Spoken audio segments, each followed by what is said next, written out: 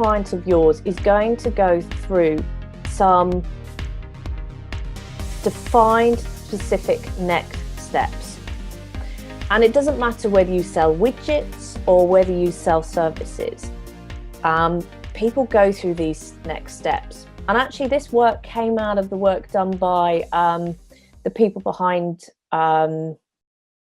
Spin Selling. They were doing a project for Xerox back way, 30, 40 years ago. And what they discovered was that they were asked to find out what it is that made the best salespeople really effective.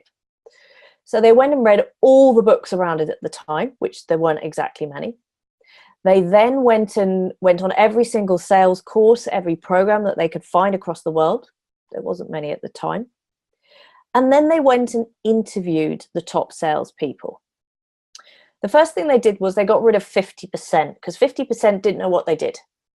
Just didn't know what they did. They then got rid of another 50% because they didn't actually say what they did.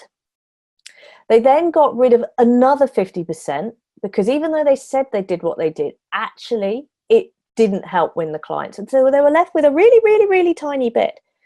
And what they discovered was these people, these top salespeople, what they actually did was help people buy. And they were helping people through their buying journey. And so you've got status quo, everything's fine in my world. Problems and needs, okay, there's something not quite right. And in this space, I'm researching, I'm trying to find out whether I need to worry about it. Then you get into define outcome. I know what I want, which is often I want a new accountant who will help me do X. But I might not know how I'm going to get there. Then I'm going to develop my selection criteria. So what is going to be the right accountant for me? What do I really need? I'm then going to explore, solution supplier options. So which accountant, I'm going to go out and talk to some accountants. I'm going to find out what they think is the best way. I'm then going to assess that, and then I'm going to take a decision to buy. Now, you're going to need different activities for each part of the buying journey, because when someone's in status quo, they're not going to want to know you. They don't want to talk. When somebody's actually developing the selection criteria, they're going to be looking at your website. They're going to be seeing who's credible. They're going to be looking and investigating. And not too often, people don't do their marketing throughout the whole of the buying journey.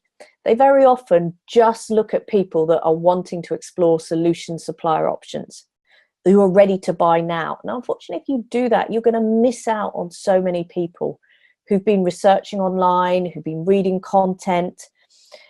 And it's often the bigger and the better clients that you're going to miss out on if you're not marketing and building that trust earlier on in their buying journey.